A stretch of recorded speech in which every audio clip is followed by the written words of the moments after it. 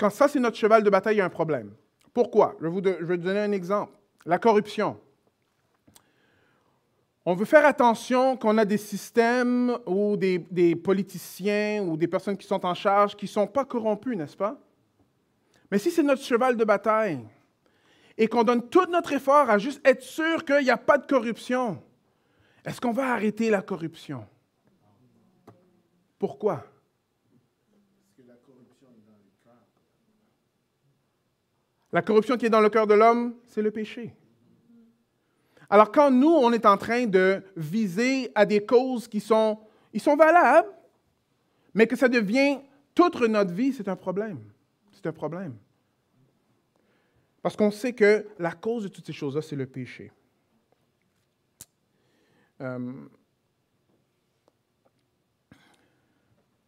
Oui.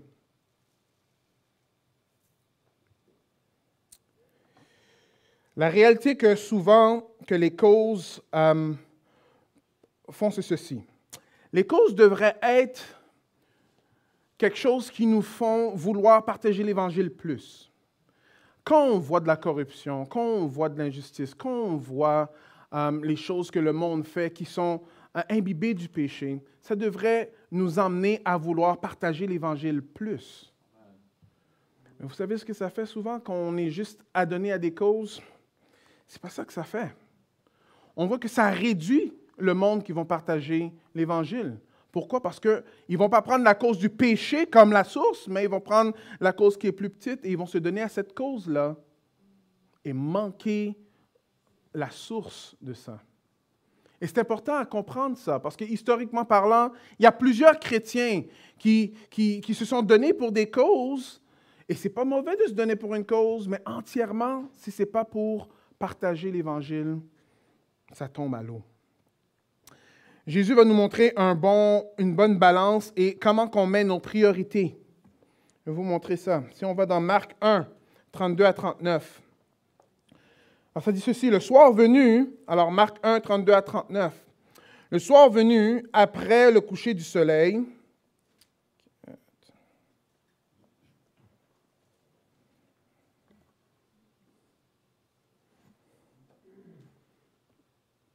on est là? Good.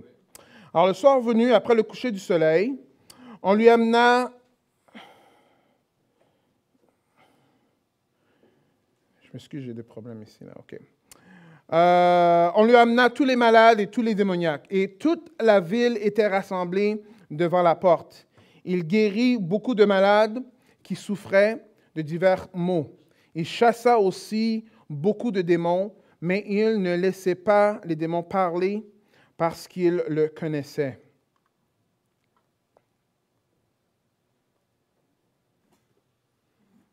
Okay.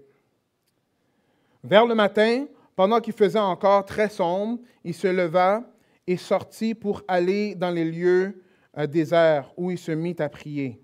Simon et ceux qui étaient avec lui s'empressèrent de le chercher. Et quand ils l'eurent trouvé, ils lui dirent « Tous te cherchent. » Ils leur répondirent « Allons ailleurs, dans les bourgades voisines, afin que j'y prêche aussi, car c'est par cela que je suis sorti. » Et il s'en alla par toute la vallée, prêchant dans les synagogues et chassant les démons. Alors ici, ce qu'on voit, c'est que, il y a des problèmes. Il y a des problèmes, il y a des malades, il y a des personnes remplies de démons. Et ce que Jésus-Christ fait, c'est qu'il prend le temps pour guérir. Mais ce qui est intéressant à voir, est-ce que tu peux juste... j'ai de la misère à contrôler mes...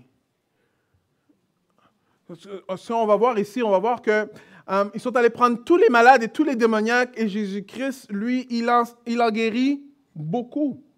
Il ne les a pas tous guéris. Après, quand les disciples sont allés le voir, on dit « Écoute, où es-tu? Là? Il y a d'autres personnes à guérir, d'autres personnes à chasser des démons. » Qu'est-ce que Jésus-Christ leur a dit? Il faut que j'aille prêcher la parole dans d'autres places. Dans d'autres places. Alors, on voit la priorité de la parole. Jésus-Christ a dit, il est venu faire cela, de prêcher la parole de Dieu. Est-ce qu'il a négligé ce que les personnes avaient comme besoin? Non, il ne les a pas négligés. Par contre, la priorité, c'était la parole de Dieu. Pourquoi? Parce que, ultimement, même si on était pour se donner à chaque cause que j'ai mentionnée, chacun d'entre nous, là, ça n'enlèverait toujours pas le péché. Et la seule chose qui est l'antidote du péché, c'est l'Évangile. L'Évangile. Une chose que le chrétien ne doit pas perdre. Okay, je vais juste... excuse-moi. Je m'excuse. Est-ce que est-ce que ça déconnecte pour vous?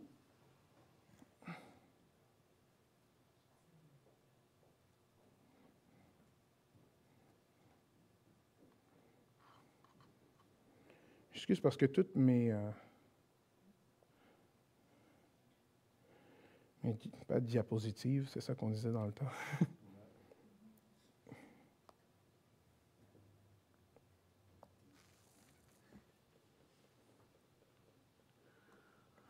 Bon, OK. Alors, vous suivrez avec mes versets, OK, les gars? OK. Si vous êtes capables. Sinon, on va juste aller avec ça. OK. Alors, une des choses que le chrétien ne doit pas oublier, c'est l'urgence de l'Évangile, l'urgence de partager la bonne nouvelle. Si j'étais pour vous dire que j'avais la solution à tous les virus qui existent dans tout le monde entier, OK?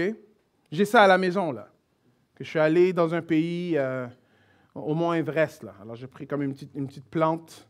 J'ai trouvé ça. Et ça guérit tous les virus sur toute la planète. OK? Et je vous dis que je garde ça chez moi. Qu'est-ce que vous allez me dire? Vous allez me dire, wow, tu ne vois pas ce qui se passe dans le monde? Pourquoi tu ne vas pas aller partager ça? Tu ne vois pas tout le monde qui sont en train de mourir? Tu ne vois pas le chaos qui est en train de se passer? Tu ne vois pas les problèmes économiques qu'il y a? Tu ne vois pas toutes les chicanes qui se bâtissent juste à cause de ça? Pourquoi tu ne vas pas le partager? Right? C'est ça qu'on va me dire si on a ça. Pourquoi? Parce que si j'ai la solution à tous ces problèmes-là et je le garde juste pour moi-même, il y a un problème, n'est-ce pas? Vous savez, frères et sœurs, on a la bonne nouvelle. La bonne nouvelle que Dieu a envoyé son Fils pour régler le problème du péché. Si on a ça, on est appelé à la partager. Et une autre chose que ça fait, c'est que quand nous, on va la partager, c'est une bonne nouvelle qu'on est en train de partager. Ce n'est pas quelque chose qui est mauvais pour la personne. C'est quelque chose qui est bon pour la personne. Alors, on est là pour partager. Ça nous donne de la joie dans le partage de l'Évangile. Est-ce que vous êtes toujours avec moi? Mais sommes-nous appelés à évangéliser? Ou est-ce que l'évangélisation, c'est juste pour les apôtres? Est-ce que c'est juste pour ceux qui sont pasteurs ou qui sont évangélistes? Est-ce que c'est juste à eux d'évangéliser? Ou est-ce que c'est à tout le monde d'évangéliser? Bon, allons voir quelques textes. Alors, Matthieu 28, 18. Matthieu 28, 18 va dire ceci. Alors, Jésus s'approcha et leur parla ainsi. Tout pouvoir m'a été donné dans le ciel et sur la terre. Allez, faites de toutes les nations des disciples, baptisez-les au nom du Père, du Fils et du Saint-Esprit, et enseignez-leur à garder tout ce que je vous ai prescrit. Et voici, je suis avec vous tous les jours jusqu'à la fin du monde. Mais là, le contexte, il parle à qui? Il parle aux disciples, aux apôtres. OK. Alors est-ce que c'est juste pour les apôtres, les disciples? Peut-être vous pouvez avoir cette conclusion-là si vous lisez juste 18 et 19, mais si vous lisez 20, vous voyez que Jésus-Christ avait en tête plus que juste les apôtres, parce qu'il dit « Et voici, je suis avec vous tous les jours jusqu'à quoi? La fin de votre vie. » C'est ça qu'il a dit? Non, jusqu'à la fin du monde. Alors on voit que Jésus va être là pour les disciples, et les disciples, et les disciples, et les disciples. Et si ça ne vous convainc pas, on va aller dans un autre texte. C'est correct. 1 Pierre 2, 9 et 10. Vous, par contre, vous êtes une race élue, un sacerdoce royal, une nation sainte, un peuple racheté, afin d'annoncer les vertus de celui qui vous a appelé des ténèbres à son admirable lumière. Vous qui autrefois n'étiez pas un peuple, et qui maintenant êtes le peuple de Dieu, vous qui n'aviez pas obtenu miséricorde et qui maintenant vous avez obtenu miséricorde. Alors là, il parle de qui, là? Hein, c'est qui doit annoncer les vertus de celui qui vous a appelé des ténèbres à son admirable lumière? La race élue, tout le peuple de Dieu. Tout le peuple de Dieu. On est tous appelés à partager la bonne nouvelle. Et on va voir dans Actes 11, 19, ça veut dire, le contexte, c'est qu'il y a de la persécution. Après là, tout le monde sont partis de Jérusalem, sauf les apôtres. Et ça dit ceci: ceux qui avaient été dispersés à cause de la persécution survenue après la mort d'Étienne allèrent jusqu'en Phénicie, en Chypre et à Antioche. Ils annonçaient la parole à personne d'autre qu'aux Juifs.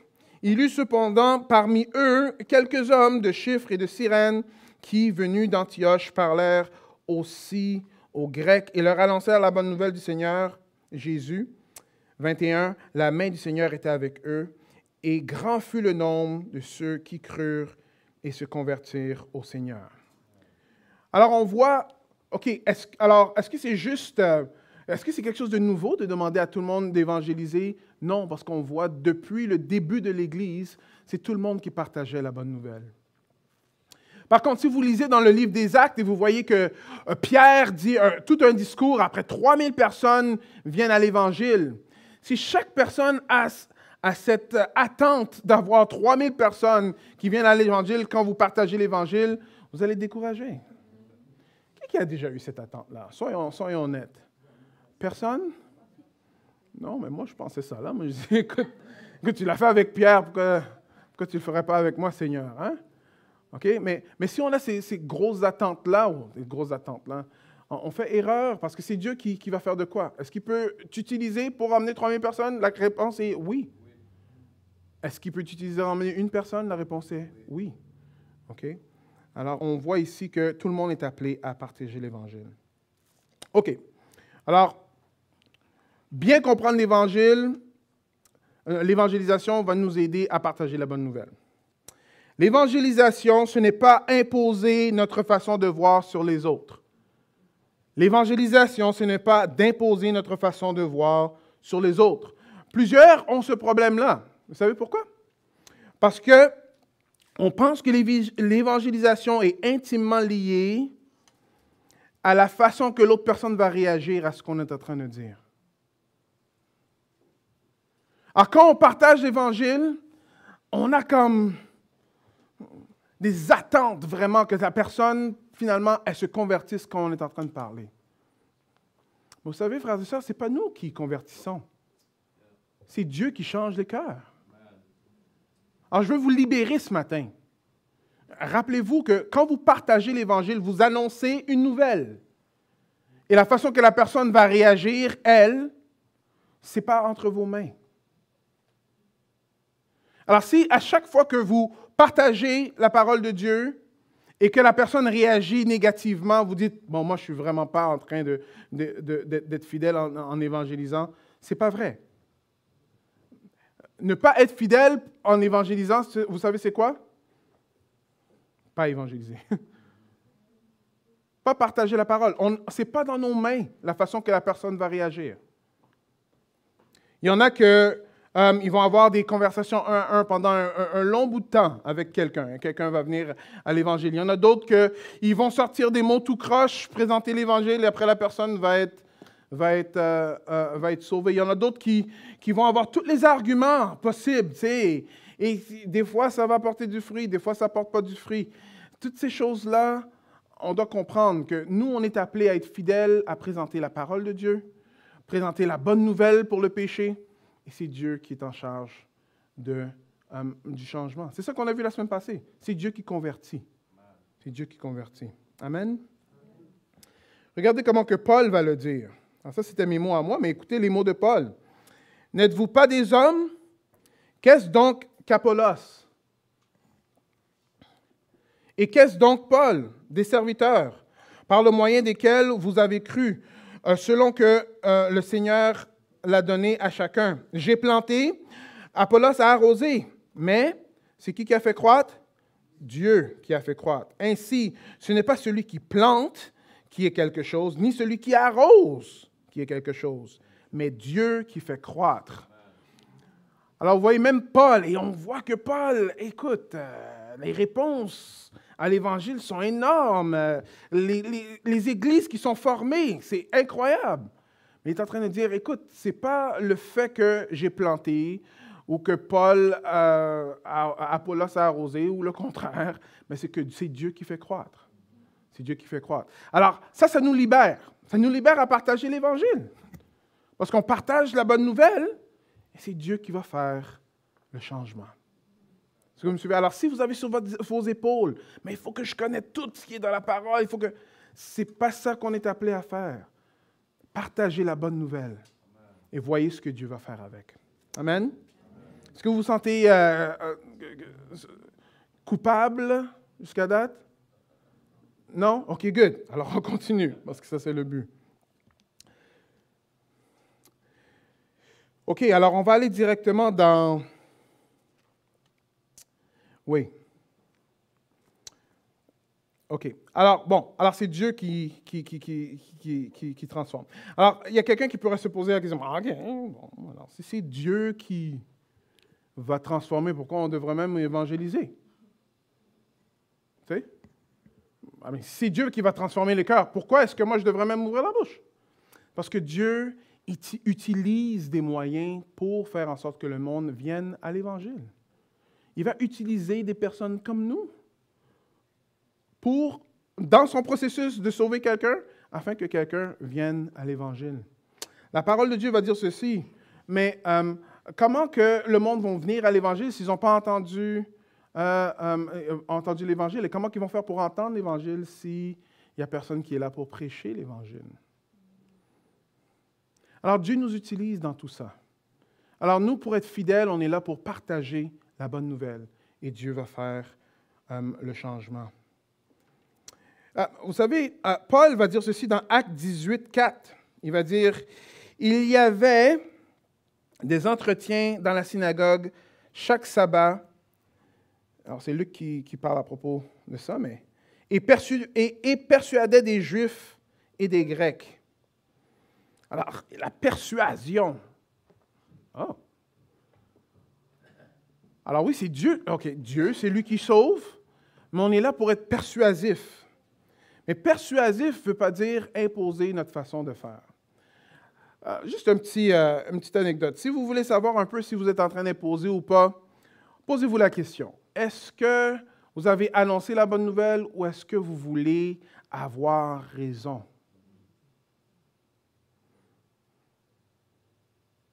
Ou est-ce que vous voulez toujours le dernier mot?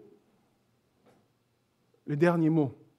Une autre chose, des fois, je ne sais pas si ça vous est déjà arrivé, mais vous parlez à quelqu'un à propos de Dieu et tout, après ça vient dans des conversations spirituelles, OK, c'est bien, après on vous pose des questions, c'est bien, après là, vous partez, après là, vous dites, j'aurais dû dire ça, j'aurais dû dire ci, j'aurais dû dire ça, j'aurais dû dire ci. Après, la prochaine fois que vous rencontrez cette personne-là, c'est... Tout ce que vous avez pensé pendant comme genre 2 semaines, vous déballez ça sur la personne. La personne dit, OK, merci.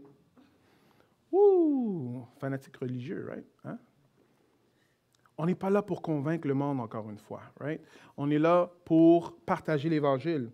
Alors, qu'est-ce que ça a à faire avec la persuasion? La persuasion, OK, c'est donner des arguments qui sont intellectuels, ou ça peut être aussi des arguments sentimentaux, mais qui appuient ce que vous êtes en train de dire. Alors, ici, on voit que Paul est en train, dans les synagogues, en train d'essayer de persuader. Qu'est-ce qu'il fait? Bon, il va dans la Bible, il dit quelque chose, après il dit, mais regarde, je dis quelque chose, mais c'est relié à quelque chose qui est dans la Bible. Il est en train de clarifier ce qu'il est en train de dire. Est-ce que vous me suivez? Et il clarifie pour que ce soit le plus clair possible, pour que la personne puisse comprendre. Mais pas pour imposer sa façon de penser sur la personne. Est-ce que vous voyez la nuance? C'est une grosse nuance et il faut comprendre ça. Alors, quand vous êtes en train de dire que Jésus-Christ est la solution pour le péché, la personne va dire, OK, mais pourquoi tu penses ça? Après, bon, vous pouvez expliquer. Bon, le péché, Adam et Ève, et lui, il n'a jamais péché, il est allé sur la croix. Ça, c'est être persuasif. Mais ce n'est pas en train de dire, well, toi, tu dois croire dans ça, ou moi, il faut que j'ai raison, et toi, tu es tort. Parce que souvent, quand on aborde l'évangélisation comme ça, on se décourage rapidement, parce qu'on n'est pas capable de convaincre personne. Mais c'est bon d'être persuasif, d'être le plus clair possible. au plus clair possible. Alors, j'aimerais juste avoir quelques clarifications quand ça a à faire avec l'Évangile.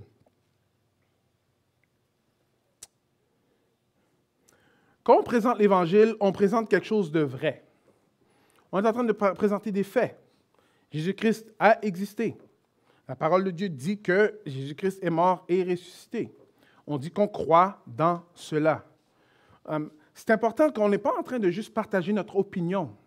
Parce qu'aujourd'hui, ce qu'on veut nous faire croire, c'est que toutes les religions sont les mêmes, ils ont juste différentes opinions sur Dieu. Ce n'est pas vrai, ça. Il y a une vérité, on présente ce qui est vrai. Ce n'est pas populaire. Je sais que ce n'est pas populaire de parler de « wow, voilà la vérité ». C'est ça qui est écrit. Mais quand on est en train de partager l'Évangile, on est en train de partager un fait. On dit une nouvelle de quelque chose qui s'est passé.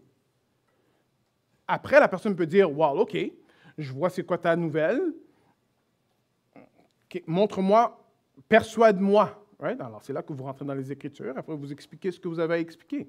Mais ce n'est pas une opinion parmi tant d'autres. Si on approche notre partage de l'Évangile comme une opinion parmi tant d'autres, on perd tout le pouvoir de l'Évangile, vraiment. Parce que c'est genre, ben, OK, bon, toi, tu crois dans ce Dieu-là, moi, je crois dans ce Dieu-là. Alors, dans le fond, on est juste en train de croire dans deux différentes façons de voir Dieu, mais ce n'est pas ça. La parole de Dieu est très claire. Ce qui s'est passé, c'est la vérité. Je suis le chemin, la vérité et la vie. Quand on présente Jésus, on présente la vérité. Ce n'est pas nécessairement notre témoignage personnel. Dans un climat où est-ce que c'est très difficile de parler de quoi que ce soit qui est spirituel, on va être en train de parler de quelque chose de spirituel et on va penser qu'on a présenté la bonne nouvelle. Mais ce n'est pas ça à présenter. Ce n'est pas ça l'évangélisation. L'évangélisation, c'est présenter la bonne nouvelle de Jésus-Christ. Vous savez, on peut partager notre témoignage personnel en disant ceci. Moi, ça allait mal dans ma vie. J'ai rencontré Dieu. Et maintenant, ça va mieux. Plusieurs religieux peuvent dire ça. Est-ce que vous me suivez? La bonne nouvelle, non, c'est que le péché qui infecte toute l'humanité nous sépare de Dieu, un Dieu qui est saint, qui n'a pas de péché. Il a envoyé son Fils, qui n'a jamais péché. Lui est allé jusqu'à la croix, la mort sur la croix. Il a pris tous les péchés de l'humanité. N'importe qui se tourne vers lui et met sa confiance en lui peut être pardonné de ses péchés. Il n'est pas seulement mort, il est ressuscité. Il n'est plus dans un tombeau, il est ressuscité. Et il revient. Il revient. Tous ceux qui ont mis leur confiance en lui peuvent se présenter devant un Dieu qui est saint et rester avec ce Dieu saint-là pour l'éternité. Ça, c'est la bonne nouvelle. Vous voyez, frères et sœurs, c'est ça la bonne nouvelle, c'est ça évangéliser. Évangéliser veut dire partager la bonne nouvelle. On peut avoir plein de... OK, ça, peut-être avant qu'on évangélise, il y a plusieurs conversations spirituelles qu'on va avoir. OK, c'est correct. Mais il faut comprendre que quand on est en train d'évangéliser, on partage la bonne nouvelle de Jésus-Christ. On partage qui Jésus-Christ est, pas notre expérience personnelle. Est-ce que vous me suivez? Ici, dans l'Église, ce que nous, on vous enseigne quand vous devenez membre ou quand vous vous baptisez, c'est qu'on enseigne comment donner ton témoignage personnel en présentant la bonne nouvelle en même temps. Pour que quand quelqu'un entend ton témoignage personnel, il peut aussi entendre la bonne nouvelle. Alors, ton témoignage personnel peut avoir la bonne nouvelle dedans, absolument. Mais ce n'est pas nécessairement parce que tu partages ton expérience personnelle que l'Évangile fait partie. Rappelez-vous, c'est très facile. L'évangélisation, il y a un gros mot dans l'évangélisation. C'est quoi le mot? Ça doit être là. Est-ce que vous me suivez? Alors, si ce n'est pas là, il n'y a pas d'évangélisation. OK? L'action sociale. L'action sociale qui, dans les Écritures, est très claire. On est là pour aimer notre prochain. Quand on voit notre prochain qui est dans la misère, on est là pour l'aider. Il y a plusieurs textes dans la parole de Dieu qui parlent de ça. Par contre, J'ai déjà entendu parler du monde qui vont dire que wow, parce que j'ai fait d'action sociale, j'ai évangélisé. Encore une fois, non. Alors, l'action sociale peut mener à l'évangélisation, oui, sans problème. Mais pour qu'il y ait de l'évangélisation, il faut qu'il y ait l'Évangile. Il faut qu'il y ait l'Évangile. Un autre qui s'appelle l'apologétique. Si vous ne savez pas c'est quoi l'apologétique, c'est la défense de la foi chrétienne. La défense de la foi chrétienne. Et parce qu'on défend la foi chrétienne, des fois, on pense que parce qu'on a défendu la foi chrétienne, automatiquement, on a présenté l'Évangile. Et encore une fois, non. Regardez un peu comment que Pierre va le dire dans 1 Corinthiens 2, 1 à 5. Pour moi, frère, lorsque j'ai mis le verset en ligne. Pour moi, frère, lorsque je suis allé chez vous, ce n'est pas par une supériorité de langage ou de sagesse que je suis allé vous annoncer le témoignage de Dieu, car je n'ai pas jugé bon de savoir autre chose parmi vous, sinon Jésus-Christ et Jésus-Christ crucifié.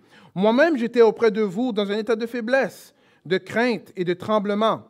Ma parole et ma prédication ne reposaient pas sur des discours persuasifs de la sagesse, mais une démonstration d'esprit et de puissance, afin que votre foi ne soit pas fondée sur la sagesse des hommes, mais sur la puissance de Dieu. Alors, on voit ici que ce n'est pas les arguments, ce n'est pas être capable de bien défendre la parole de Dieu qui est nécessairement de l'évangélisation. Ça pourrait l'être, okay, mais ce n'est pas nécessairement ça. Pour avoir l'évangélisation, il faut avoir l'Évangile, il faut avoir la bonne nouvelle.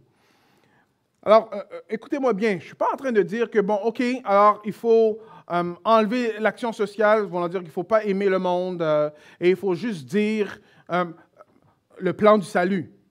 Ce n'est pas ça que je suis en train de dire. Je suis juste en train de dire que quand on évangélise, il faut que la bonne nouvelle soit là. Et c'est ça l'évangélisation. Peut-être des fois, ça va prendre 2, 3 semaines, des mois, même peut-être des années, des fois, avec certaines personnes, avant qu'ils puissent bien saisir c'est quoi la bonne nouvelle. C'est vrai, OK. Mais c'est la bonne nouvelle. C'est là qu'il faut qu'on se rende dans nos conversations pour que ce soit de l'évangélisation. Une question qui est assez courante, comment que je puisse développer la confiance dans l'Évangile? Parce que je regarde à droite et à gauche et cette personne-là, wow, elle a l'affaire, hein? Elle croit vraiment à son affaire. Elle croit vraiment dans la parole de Dieu. Comment que moi je peux développer plus une confiance dans ce que Jésus-Christ a dit? Vous savez, moi aussi, j'avais beaucoup d'aversion à partager la parole de Dieu au début. You know? Comment que le monde vont réagir, qu'est-ce qu'ils vont dire de moi. You know? Mais ce qu'on voit, c'est que pour forger, comment qu'on devient forgeron? Je vous ai donné la réponse. C'est en forgeant, right? Alors, pour avoir plus de confiance dans l'Évangile, c'est en partageant l'Évangile. Pourquoi? Parce que quand on partage l'Évangile, on voit des personnes qui sont transformées par l'Évangile et ça nous encourage de le faire davantage. Est-ce que vous me suivez? Alors, le plus qu'on partage, le plus qu'on a de la confiance et le plus que ça continue comme ça. Une autre chose, c'est quand l'Évangile fait quelque chose de différent dans notre vie.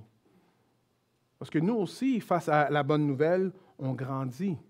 Et le plus qu'on grandit avec la bonne nouvelle, le plus que nous, on a de l'assurance dans la bonne nouvelle. Alors, frères et sœurs, si vous voulez avoir plus de confiance quand vous évangélisez, alors évangélisez. Right? Partagez la bonne nouvelle. Encore une fois, des fois, ça sort tout croche.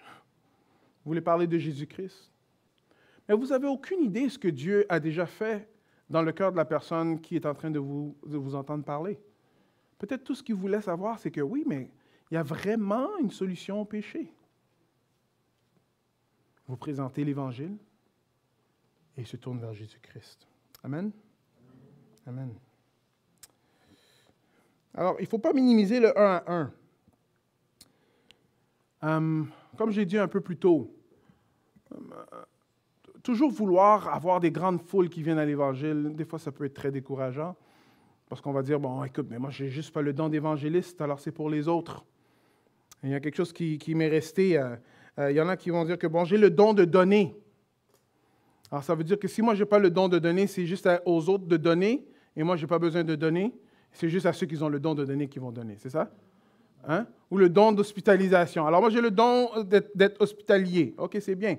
Mais moi, je n'ai pas ce don-là. Alors, c'est juste à ceux qui sont hospitaliers qu'eux, ils doivent inviter le monde. Est-ce que ça fait du sens? Non. Oui, c'est vrai qu'il y en a qui vont avoir le don d'évangéliste, mais on est tous appelés à évangéliser. Et le 1 à 1 peut aller très loin. Peut aller très loin. Peut-être Dieu vous a mis dans la vie de quelqu'un juste pour partager la bonne nouvelle. Juste pour partager la bonne nouvelle. Et juste en partageant la bonne nouvelle. Si vous avez goûté le salut, alors vous savez comment partager la bonne nouvelle. Parce que Jésus-Christ vous a sauvé. Jésus-Christ qui est la solution pour le péché.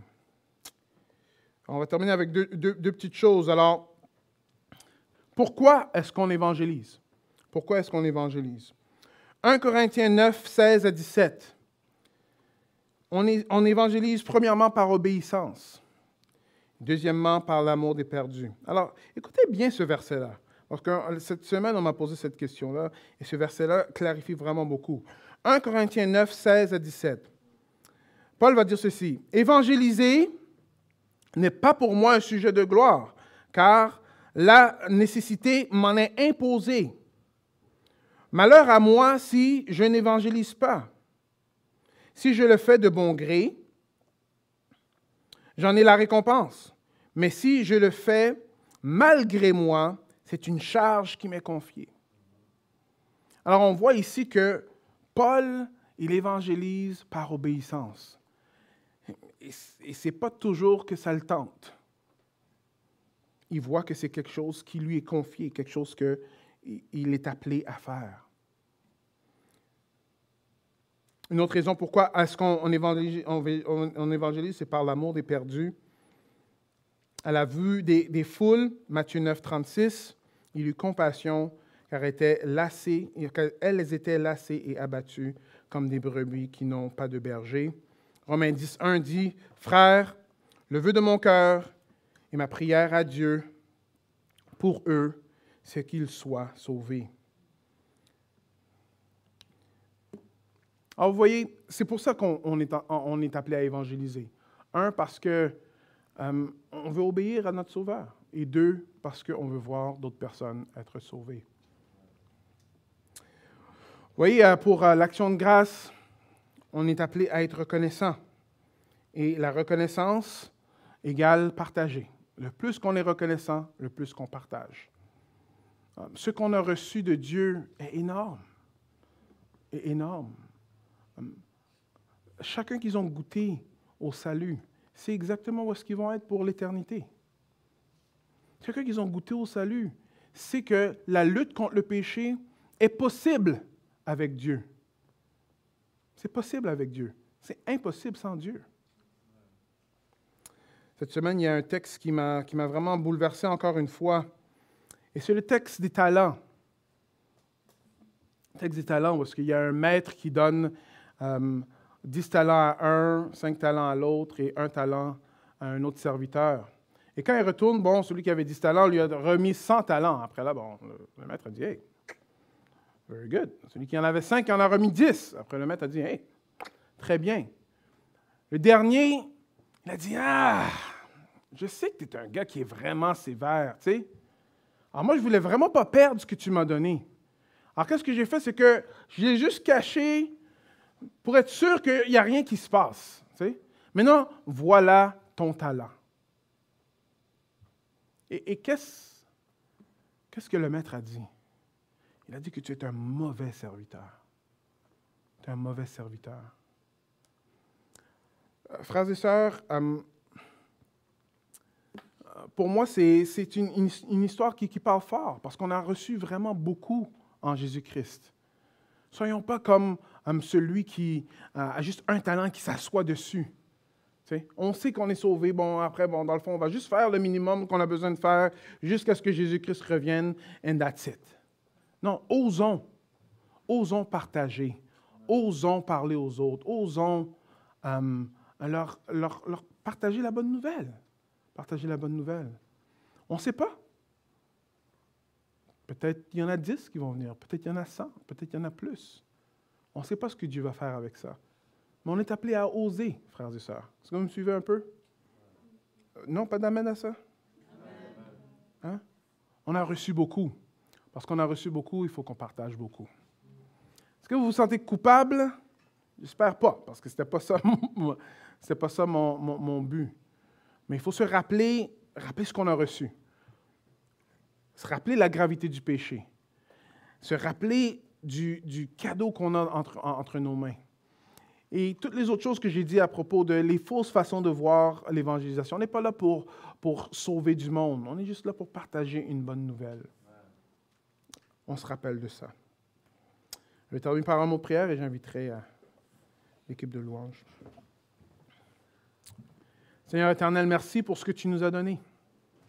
Merci pour ce si grand salut. Merci Seigneur pour ce miracle face au péché. Si c'était juste pour nous, nous mourrons dans nos péchés. Mais Jésus-Christ, toi, tu es venu ici, sur terre. Tu n'as jamais péché. Tu as pris les péchés de l'humanité sur toi. Et tous ceux qui mettent leur confiance en toi, tu dis qu'ils sont pardonnés de leurs péchés. Seigneur, fais-nous voir qui on est en tant qu'humain. On est vraiment des pécheurs. Et qui tu es en tant que Dieu, un Dieu qui est saint, sans péché. On a besoin d'être couvert par le sang de Jésus-Christ, afin d'être dans ta présence. Seigneur, ouvre notre bouche, afin qu'on puisse partager cette bonne nouvelle. En ton nom, Jésus. Amen.